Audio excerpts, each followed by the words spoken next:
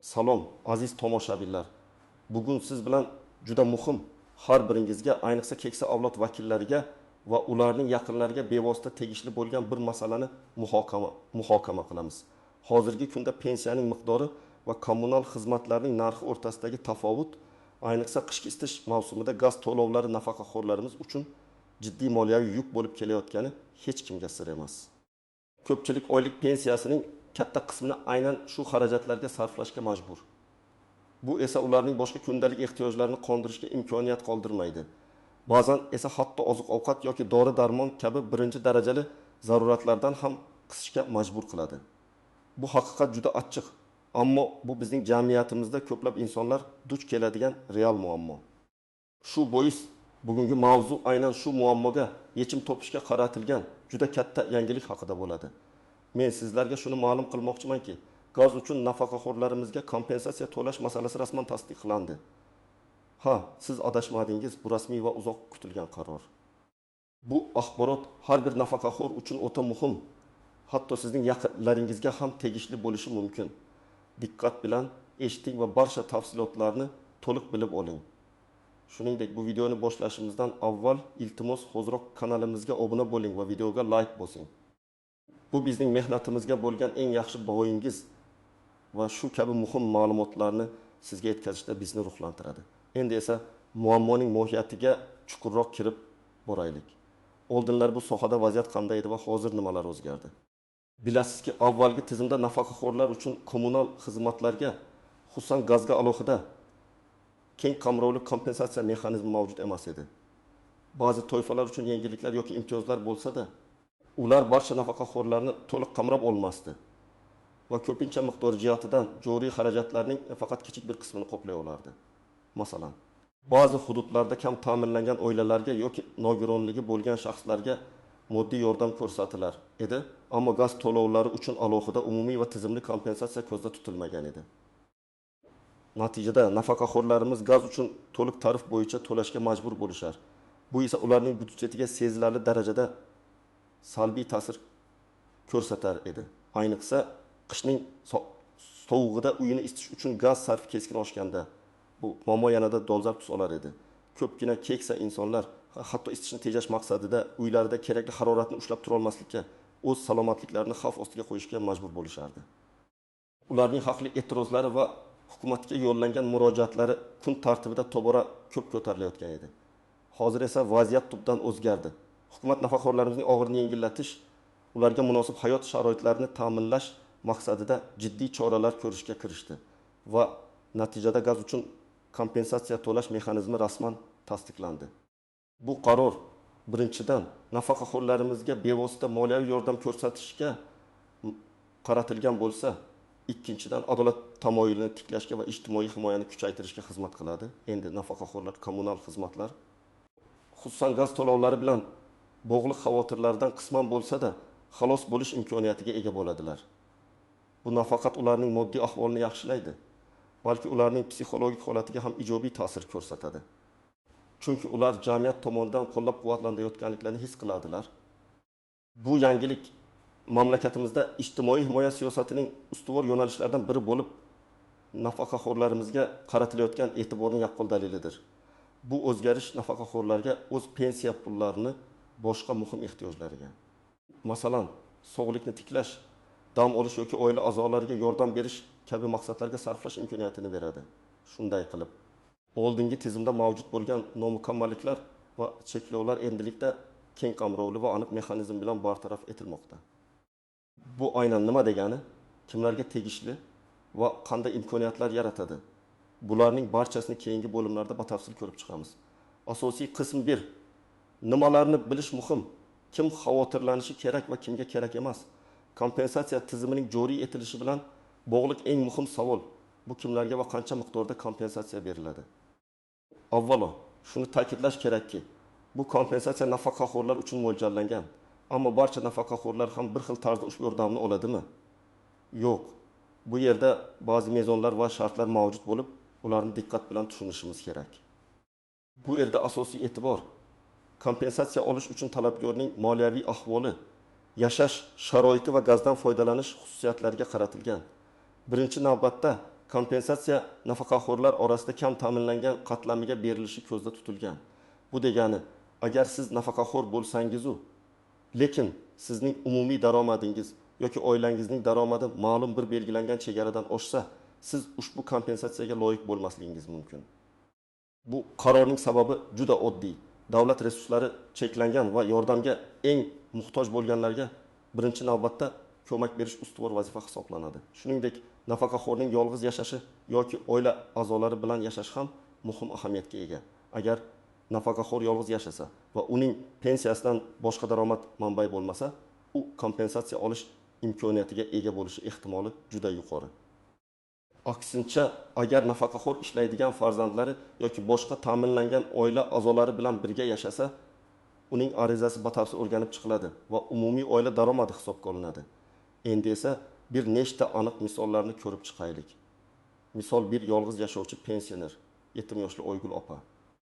Uning pensiyasi oyiga 20 million so'm. Oygul opa qishloq joyda gaz bilan isitiladigan xususiy uyda yashaydi. Qish oylarida uning gaz to'lovi oyiga 400 ming so'mga yetishi mumkin. Bu uning pensiyasining 4% tashkil qiladi. Oygul opaning boshqa daromad manbai yo'q. Ushbu yangi tizimga ko'ra, Oygul opa kompensatsiya olishga juda katta ehtimol bilan loyiq deb topiladi. Deylik, unga gaz to'lovining ma'lum bir foizi, masalan, foizi yoki qat'iy belgilangan summa, masalan, 200 ming so'm miqdorida kompensatsiya berilishi mumkin. Bu uning uchun juda katta yordam bo'ladi. Chunki uning uchun juda katta yordam bo'ladi. Chunki u endi gaz uchun x ming so'm emas, balki 200 ming so'm to'laydi. Bu pulga u yarim oyga yetadigan oziq-ovqat yoki zarur dori-darmonlarni sotib olishi mumkin. Bu kompensatsiya uning hayot sifatini sezilarli darajada yaxshilaydi. Unga tinchlik va xotirjamlik bag'ishlaydi. Misol 2. Shaharda kvartirada yashovchi pensiya yoshidagi xotin Ahmad aka va Zuhra opa. Ularning har ikkisining pensiyasi bor. Umumiy pensiya miqdori oyiga 2,5 million so'mni tashkil qiladi. Ular markazlashgan isitish tizimiga ulangan kvartirada yashaydilar, ammo oshxona uchun gaz ishlatishadi. Ularning gaz to'lovi qishda 7 ming so'm, yozda esa 20 ming so'm atrofida bo'ladi. Ularning daromadi kam ta'minlanganlik darajasidan yuqoriroq bo'lganligi sababli ular ushbu kompensatsiyaga loyiq bo'lmasligi mumkin.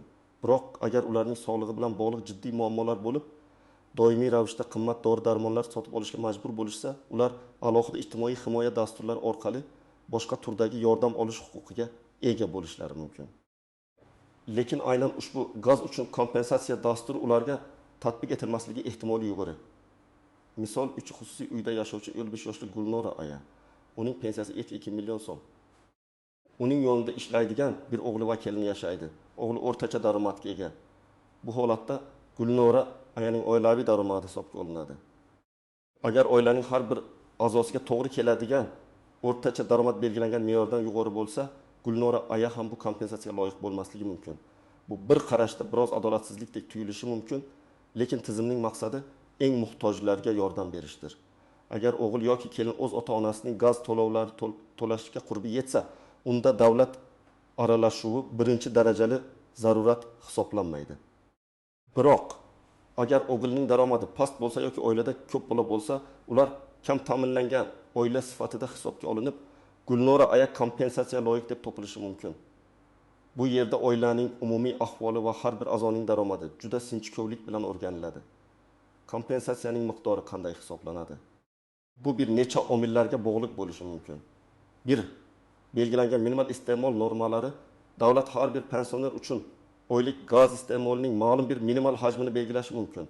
Agar pensionerning iste'moli ushbu normadan oshib ketsa, kompensatsiya faqat normativ hajmga qadar to'lanishi mumkin. Gaz tarifining foizi. Kompensatsiya gaz to'lovining ma'lum bir foizini qoplashi mumkin. Masalan, 3% erimli yoki hatto 7% edi. Qat'iy belgilangan summa. Kompensatsiya har oyda ma'lum bir qat'iy summani tashkil qilishi mumkin. Masalan, 150 ming so'm yoki 250 ming so'm. 4. Eng kam iste'mol xarajatlari. Ba'zi holatlarda nafaqaxo'rning har bir a'zosiga to'g'ri keladigan daromad miqdori eng kam iste'mol xarajatlari me'yordan past bo'lsa, kompensatsiya berilishi mumkin. Bu ijtimoiy adolatni ta'minlashga qaratilgan yana bir muhim qadamdir. Bu kompensatsiya mexanizmi nafaqaxo'rlarimizning gaz to'lovlari bilan bog'liq xarajatlarni kamaytirishga qaratilgan bo'lib, ularning moliyaviy barqarorligini oshirishga va hayot sifatini yaxshilashga yordam beradi. Kim xavotirlanishi kerak? Asosan yolg'iz yashovchi, daromadi past bo'lgan nafaqaxo'rlar va kam ta'minlangan oilalarda yashovchi pensionerlar. Kimga kerak emas? Daromadi yuqori bo'lgan nafaqaxo'rlar yoki oilaviy daromadi yetarli bo'lgan pensionerlar bu dasturga kirmasligi mumkin. Lekin baribir har bir holat individual ravishda ko'rib chiqiladi va eng yaxshisi tegishli idoralarga murojaat qilib o'zingizning aniq vaziyatingizni tushuntirishdir. Bu esa bizni ikkinchi asosiy qismga olib keladi. Unda biz istisnolar, qaltis shartlar va sezilmas nozikliklar haqida gaplashamiz. Asosiy qism 2. Istisnolar, qaltis shartlar va sezilmas nozikliklar.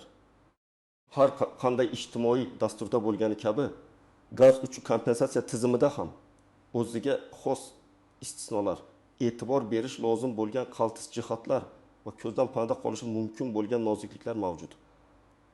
Ularni bilish sizning kompensatsiya olish imkoniyatlaringizni to'g'ri baholashga va keraksiz ovoragarchiliklardan saqlanishga yordam beradi. Istisnolar kimlarga kompensatsiya berilmaydi? Birki yuqori daromadga ega nafaqaxo'rlar.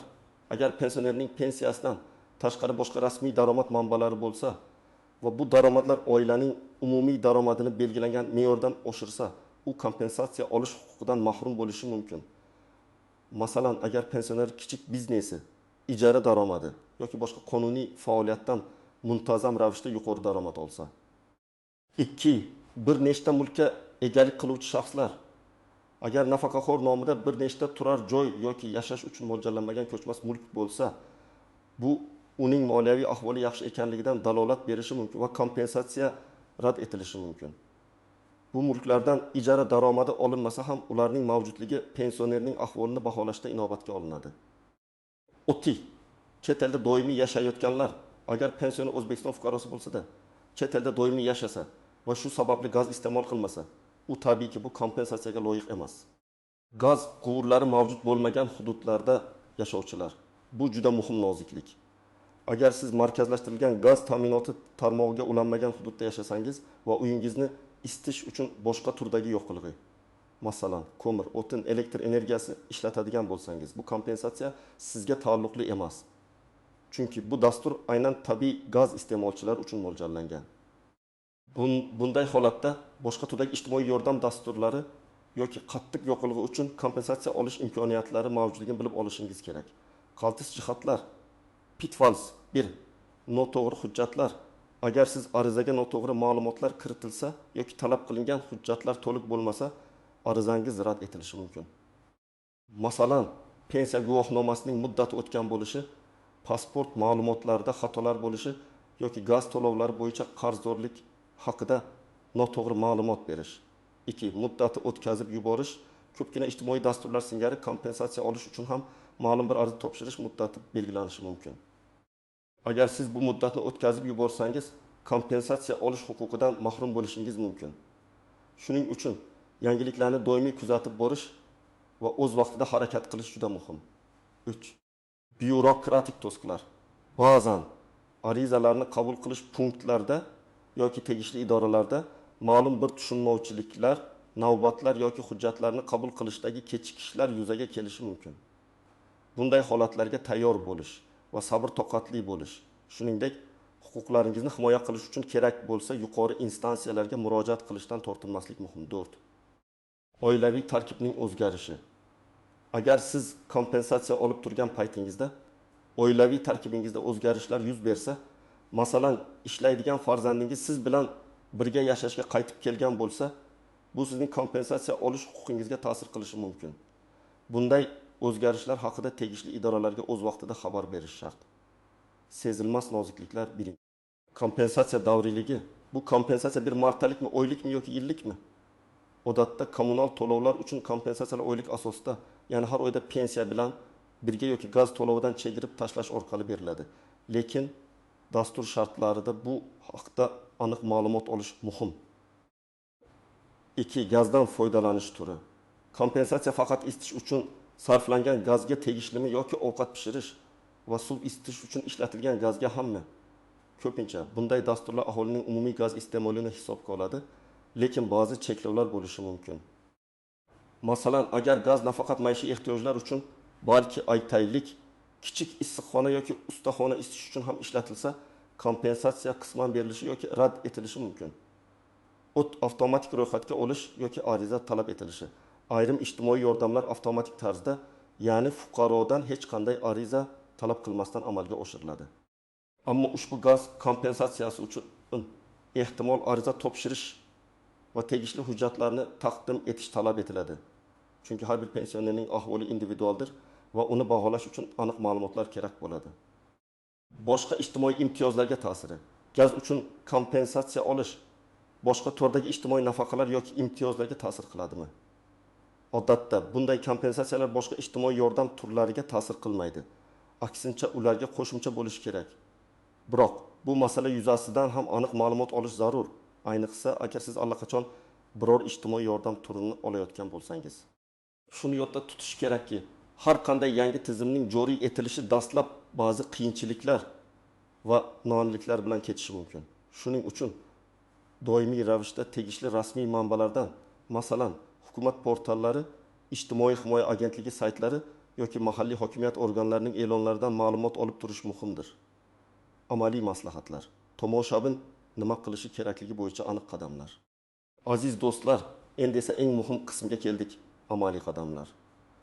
Bu yangilikdan samarali foydalanish va kompensatsiya olish uchun aynan nima qilishingiz kerakligini birma-bir tushuntirib beraman. Bu qadamlar aniq, tushunarli va bajarilishi oson bo'lishi kerak. İlk qadam, o'zingizning huquqingizni tekshiring. Yuqorida aytib o'tganimizdek, kompensatsiya olish huquqi ba'zi mezonlarga bog'liq. Avvalo, siz o'zingizning moliyaviy ahvolingiz va oilaviy tarkibingizni xolisini bog'lashingiz kerak. Siz yolg'iz nafaqaxo'rmisiz? Sizning pensiyangizdan boshqa daromadingiz bormi? Siz bilan birga yashayotgan oila a'zolari ishlaydimi va ularning daromadi qancha? Uy joyingiz xususiy uy bo'lib, gaz bilan isitiladimi yoki markaziy isitishga ulangan kvartirami? Agar siz o'zingizni kam ta'minlangan yoki ehtiyojmand toifasiga kirishi mumkin deb hisoblasangiz, keyingi qadamlarga o'ting. Agar aksincha sizning moliyaviy ahvolingiz yaxshi bo'lsa yoki siz yuqorida sanab o'tilgan istisno toifalarga kirsangiz, ehtimol ariza topshirishga hojat yo'qdir. Biroq har qanday shubhali vaziyatda hujjatlarni yig'ib murojaat qilishdan uyalmang. 2 qadam kerakli hujjatlarni yig'ing. Arizani to'ldirishdan oldin barcha kerakli hujjatlarni tayyorlab qo'yish shart. Bu jarayonni tezlashtiradi va qiyinchiliklarni kamaytiradi. Sizga quyidagi hujjatlar kerak bo'ladi. Ularning asli va nusxalari: pasport, shaxsni tasdiqlovchi hujjat, o'zingizning va siz bilan yashovchi barcha oila a'zolarining pasportlari, pensiya guvohnomasi, sizning pensiya oluvchi ekanligingizni tasdiqlovchi hujjat, gaz hisoblagichining ma'lumotlari, gaz sarfi haqidagi ma'lumotlari. Gaz sarfi haqidagi ma'lumotlar oxirgi oylik gaz to'lovining kvitansiyasi yoki ma'lumotnomasi. Bu sizning gaz iste'molingizni tasdiqlaydi. Yashash joydan ma'lumotnoma, propiska, sizning doimiy yashash joyingizni va siz bilan birga yashovchi shaxslar sonini tasdiqlovchi hujjat. Bu mahalla fuqarolar yig'inidan olinadi. Oilaning umumiy daromadi haqidagi ma'lumotnoma, agar siz bilan birga ishlaydigan oila a'zolari yashasa, ularning ish joyidan oladigan daromadlari haqidagi ma'lumotnoma, agar ishsiz bo'lsa, bu haqda ham ma'lumotnoma talab qilinishi mumkin. Bank hisob varag'i ma'lumotlari. Agar kompensatsiya pul shaklida o'tkaziladigan bo'lsa, sizning bank kartangiz yoki hisob varag'ingiz rekvizitlari kerak bo'ladi. Boshqa imtiyozlar haqida ma'lumot agar mavjud bo'lsa, agar siz boshqa turdagi ijtimoiy yordamlar yoki imtiyozlardan foydalansangiz, bu haqda ma'lumotnoma ham talab qilinishi mumkin. Hujjatlarni tartibida to'liq va amaldagi ekanligiga ishonch hosil qiling. 3 qadam. Qayerga murojaat qilish kerak? Kompensatsiya uchun ariza topshirishning bir nechta variantlari mavjud bo'lishi mumkin. Mahalla fuqarolar yig'ini, ko'pchilik ijtimoiy yordam turlari uchun arizalar avvalo mahalla qo'mitasida qabul qilinadi. Mahalla mutasaddilari sizga ariza to'ldirishda yordam berishi, zarur ma'lumotnomalarni berishi va keyingi qadamlar haqida yo'nalish berishi mumkin. Bu eng oson va qulay usul hisoblanadi. Chunki mahalla sizning yashash joyingizga eng yaqin tashkilotdir. Ijtimoiy himoya agentligi bo'limlari, agar bunday agentlikning mahalliy bo'limlari mavjud bo'lsa, siz bevosita ularga murojaat qilishingiz mumkin. Ular ijtimoiy himoya masalalari bo'yicha eng vakolatli organ hisoblanadi. Davlat xizmatlari markazlari, DXM. Hozirgi kunda ko'plab davlat xizmatlari DXM orqali ko'rsatilmoqda. Kompensatsiya olish uchun ham DXM orqali ariza topshirish imkoniyati mavjud bo'lishi mumkin. Bu yerda sizga navbatsiz xizmat ko'rsatiladi va malakali mutaxassislar ariza to'ldirishda yordam beradi. Gaz ta'minoti korxonasi hududiy gaz ba'zi hollarda kompensatsiya bevosita gaz ta'minoti korxonasi tomonidan gaz to'lovidan chegirma shaklida amalga oshirilishi mumkin. Bunday holatda siz o'zingizning hududiy gaz ta'minoti bo'limiga murojaat qilishingiz kerak bo'ladi. Onlayn portallar agar tizim raqamlashtirilgan bo'lsa, yagona interaktiv davlat xizmatlari portali My.Gov.uz orqali ham onlayn ariza topshirish imkoniyati yaratilishi mumkin. Agar sizda internetdan foydalanish imkoniyati bo'lsa, bu eng qulay usul bo'lishi mumkin. Qaysi biriga murojaat qilishni aniqlash uchun avvalo o'zingizning mahalla qo'mitangizga yoki ijtimoiy himoya agentligining ishonch telefoniga qo'ng'iroq qilib, aniq ma'lumot olishingizni tavsiya qilaman. 4 qadam arizani to'ldirish va hujjatlarni topshirish. Tanlagan idorangizga borganingizda sizga maxsus ariza shaklini to'ldirishni so'rashadi. Arizada o'zingizning shaxsiy ma'lumotlaringiz, yashash manzilingiz, pensiya guvohnomangiz raqami, oilaviy ahvolingiz va gaz iste'molingiz haqida ma'lumotlarni aniq ko'rsatishingiz kerak. Barcha bo'limlarni diqqat bilan to'ldiring, xatolarga yo'l qo'ymang. Agar biron bir joy tushunarsiz bo'lsa, mutaxassisdan yordam so'rang. Arizani to'ldirganingizdan so'ng yuqorida sanab o'tilgan barcha hujjatlar bilan birga uni topshiring.